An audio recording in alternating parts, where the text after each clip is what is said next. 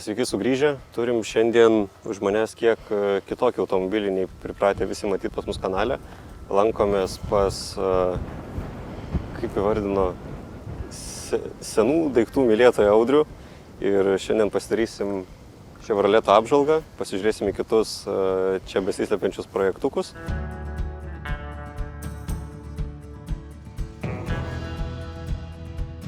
Tai šiandien tai yra vienas iš klasikinės automobilių istorijos dalis. Vieni šį automobilį vadina inžinerijos stebuklu, kiti nepagristai nuteistų. Ir šiandien susipažinsim būtent su tokiu automobiliu, mylimu, prižiūrimu ir vis dar riedančiu savo keliu.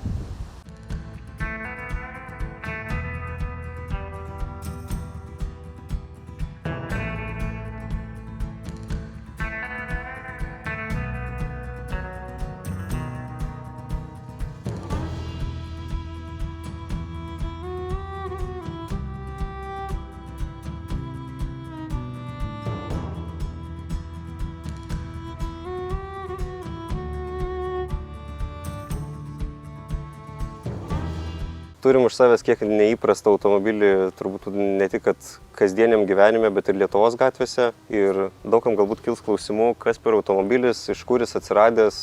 Nes pirmą kartą pamačius nuotraukas, iš tikrųjų net pats nežinau nei koks modelis, nei iš kur, nieko visiškai neteko girdėti. Tai Audriau, gal papasakosit, kas tai yra, iš kur atsiradęs, iš kur atvykęs? Tai automobilis Chevrolet Corvair, 63 metų, atvykęs iš Amerikos. Aš čia įsigijau jį visai atsitiktinai. Turėjau mersiuką seną ir pas draugą pamačiau šitą mašiniuką. Dar kai atidarė kapotą, pamačiau, kad gale variklis ir spalva, visas susidėjo. Ir taip iš pirmo žvilgsnio iš karto įsimylėjau. Bet jisai jau buvo visas perdažytas ar dar restauravotės? Jisai dar buvo tokioj stadijoj. Reiškia, reikėjo visą dugną pervirinti, naujai padažyti. Buvo išrinkta pilnai variklis, važiuoklė, stiklai. Tai va per 2 metelius matote rezultatas. Kaip per 2 metus dar atrodo, kad visai greitai pasidarė, nes kai kuriem būna tie projektai ir 10 metų trunka. Ir kartu vis tiek reikėjo turbūt daug ir naujų detalių pirktis, ar labai buvo sunku susirasti detalės. Vis tiek kaip ir kelintų metų vėlgi yra? 63. 63 ir dar kai amerikietis, tai su detalėm spėjau, kad buvo sudėtinga. Jo, su detalėm buvo tikrai sudėtinga. Ir yra sudėtinga, dar reikia tobulinti, ne iki galo viskas padaryta. O čia per iškirptą tokia, grynai, kuo žemiau. Tuo metu, kai dažė, sudaužė priekinį stiklą. Tai stiklas keliavo iš Majamio į Vokietiją, iš Vokietijos į Klaipėdą, iš Klaipėdos į Vilnių. Apkeliavęs pasaulį, tai visas gaunasi. Jo. Dar turbūt visiems irgi įdomu būtų susižinot, kaip su juo yra važiavimas gatvėje. Ar jis kažkuo labai, nežinau, ypatingas ar sunkiai valdosi tą mašiną. Vis tiek spėjau, kad nei vairo stiprintuvo, nieko nėra. Tai... Važiuojant iki 50 km per valandą, valdosi jisai lengvai. Čia 2.7 variklis įmontuotas ir jau 63 metais automatas, greičio dėžė automatinė, reiškia. Ir važiuoklė tokia nesudėtinga, bet priekyje dar montuodavosi betoninis luitelis, sakykime, kad stabiliau jinai. Tai vietoj stabilizatoriaus gaunasi stabilizatorių betono bloką. Blokelis, jo. Tai va, šiaip jau važiuojant 70-80, ant poskio jau galima ir apsiversti. Tai jau pasijaučiu tada, kaip ir buvo apie tą išleistą knygą, kur nesaugus visuose greičiuose, kad visgi, nes buvo paminėta ir kad dėl tų senų važiuoklės sprendimų, dėl viso to kėbulo vartymosi, kad irgi buvo labai didelė tikimybė su juo apsiversti, kad buvo sunkiai valdomas. Tai visgi kaip ir yra tiesos tame didesniuose greičiuose. Yra tiesos tikrai, palyginant su šiuolaikiniais automobiliais, tai tikrai. Na, bet čia reikia mėgautis važiavimu. Jo, nelakstymui skirta. 60-70 greičių, tiesiog mėgaujas. O vis tiek turbūt gal buvo koks nors noras išsibandyti, kiek jis maksimaliai važiuoja. Ar... Na, maksimaliai dar ne iki galo važiuoklė atrestauruota pilnai, bet 90 autostradą važiavau. O kaip tada Čia tas... oro aušinamas, tai vat, daug ir nepaspausi. Tai vasarą realiai, jeigu karštos dienos, turbūt iš vis geriau būtų susilaikyti nuo to važiavimo tokio. Ne, galima važiuoti, bet, sakykime taip, kas 70 kokių kilometrų, 80 reikėtų sustoti, atsigerti kavutės ir duoti automobilį. Pasigrožėti kažkaip. Pailsėti. Gal bus įdomu, vis tiek praėjot istorinius numerius. Mes su operatoriumi irgi važiuojant kalbėjom, gale nėra posūkių visiškai. Kaip į tą reaguoja, pavyzdžiui, dabar ir policija, nes vis tiek kaip ir į miestą išvažiavus, posūkių iš galo nesimato, ar kažkas prikimba, ar čia jau negali, nes tiesiog gamykliškai jų nebuvo. Važiavom, tiesiog posūkių nerodžiau, bet čia posūkiai yra. Aš nekėjom, kad jų nėra gal visai. Ne, posūkiai yra. Tiesiog operatorius gal parodys iš galo 2 lempas, tai vienoje iš jų yra posūkis. Šitą klausimą gal net nedėsim. Galima įmes bus visai fainas. Ar kažkur su juo dalyvavot parodose, gal suvažiavimuose? Vis tiek taip gatvėse tokių, šiaip kiek iš tikrųjų jų yra Lietuvoje, taip, ar gal yra kažkokios bendruomenės, kažkas? Per 2 metus, kai aš įsigijau, tai dar vieną mačiau Klaipėdoj, baltos spalvos, o šiaip nesu matęs Lietuvoje ir kiek žinau, užregistruota Lietuvoje 2. Tai viena mano ir kita va, ta, kur mačiau Klaipėdoj. Bet apie ją nėra jokios ten istorijos žinių daugiau, ar jį važiuojantį, nevažiuojantį? Nėra, tik žinau, kad jinai pasirodė prieš 1,5 metų skelbime ir iš karto dingo ir nežinau dabar, kur jinai. O į parodas nespėjau, bet bręsta. Bręsta. Kaip visas salonas jos, nes taip gera būklė žiūri dabar išlaikyta, ar jis restauruotas buvo? Jos salonas nerestauruotas visai, matot dar originalios sėdynės, reiškia vairas, panelė, lubos tik tai buvo persiutos. Bet ar taip labai gražiai tada viskas išsilaikė?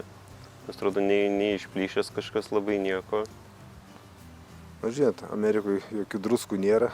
Na, nu taip, jeigu šiltesnėse kraštuose buvo, tai... Ten ilgiau įsilaiko.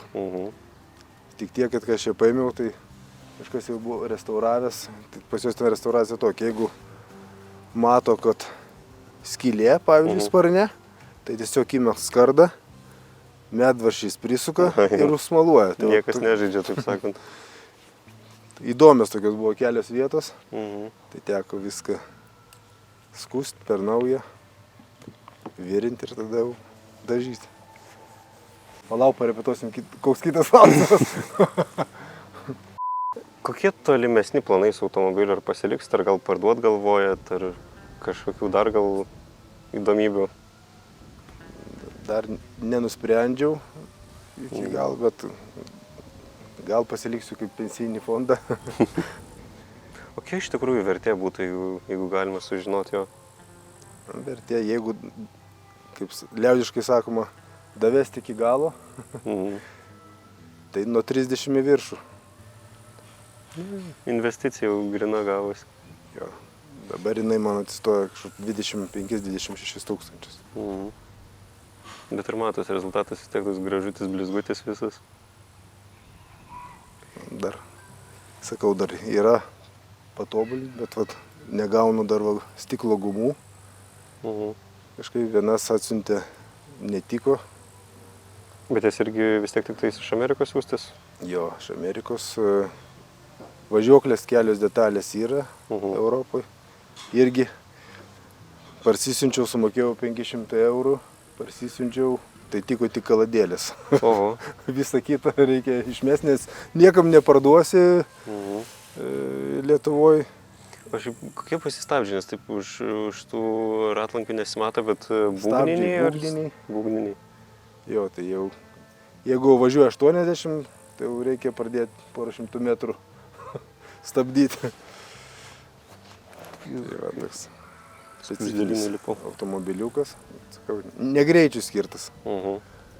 Savitgaliniam pasimėgavimui. Jo. Tai va, tiek žinių apie jį. Ką, mes irgi neatvažiuojam tuščiom. Mūsų rėmėjai pasirūpino ir iš to automobilių. Turim Hado tepalus. Hado visada galima pilti tikrai į kiekvieną automobilį. Ir įdomus dalykas, kad Hado tepalai yra tinkami netgi ir tokius automobilius, kurie atsirado žymiai anksčiau negu įsikūrė Hado, bet tepalas yra pilnai tinkamas naudojimui. Taip pat turim ir variklio priedų. Jo, paliekam tepalus. Tikrai susinaudos. Šiaip dar ir visai spalva pačios dėžutės. Jo. Tinka ir bonkutė, ir tepalas. Ne, bet čia tai šitas tai čia jau į dėžę turbūt. Ne, šitas varikliai. Pažiūrėjau, automatik. Atomic. Ai, Atomic čia. Aš automatik. Jo, šitas yra su revitalizantu, tai jisai gaunasi variklio tas cilindrų senelis biškį kaip glazūruoja, padengia, visus mikro įbrėžimus irgi šalina. Tai padeda vis tiek ir tam visam variklio gyvenimui. Ai, nu va, pieštam. Įbrėžimam. Va, parašyta lietuviškai, tu laužai tenai galas, yra vadinima srautadėjo, ten tai ilga degalų. Bet aš manau ir šitą tiktų, ar ne? Tiktų, čia jisai 3 days later. mezininiam, dujiniam ir dizeliniam varikliam. Nes, universalus šitas, galima sakyti, pilk kur nori jau. Čia tinka ir su katalizatoriais, ir katalizatorių dizeliniam, su siurbliais, įpurškimais, tiek be jų.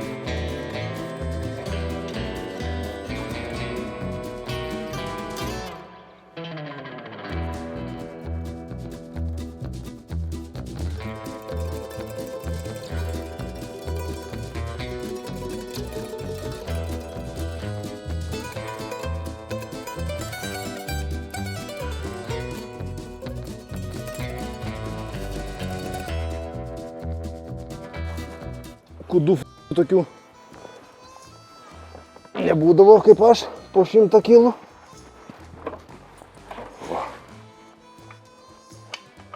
Tiesiog varydavo.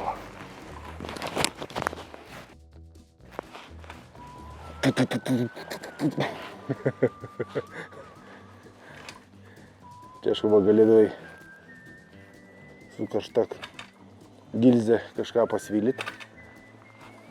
Bet va iš šaudavo tai va. Paimituosiu kaip šaudyti.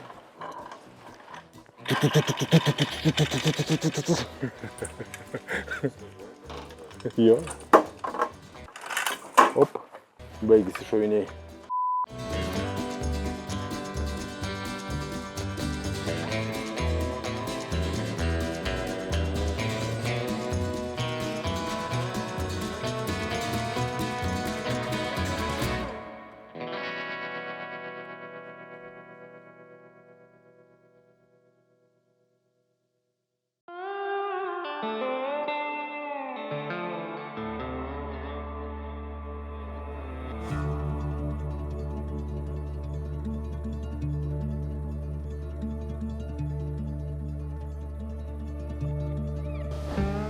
Na ką, kol nuo vežimų perėjom prie Chevroletų, šiandien pasakysim ačiū, kad žiūrėjot, nepamirškit užsiprenumeruot, paspaus laiko ir iki sekančio. Bandau kažką gimdyti. 3, pradedu rekordint. Mikrofonas jungtas pas tave. Viskas jungta, viskas Lyg ir. tvarkoja. Gerai. Jo, būdu jungti. Galim pradėti. Galim važiuoti. Prašysiu. Žiūrėk, labai kažkas skubaus. Nu ką, einam maudytis.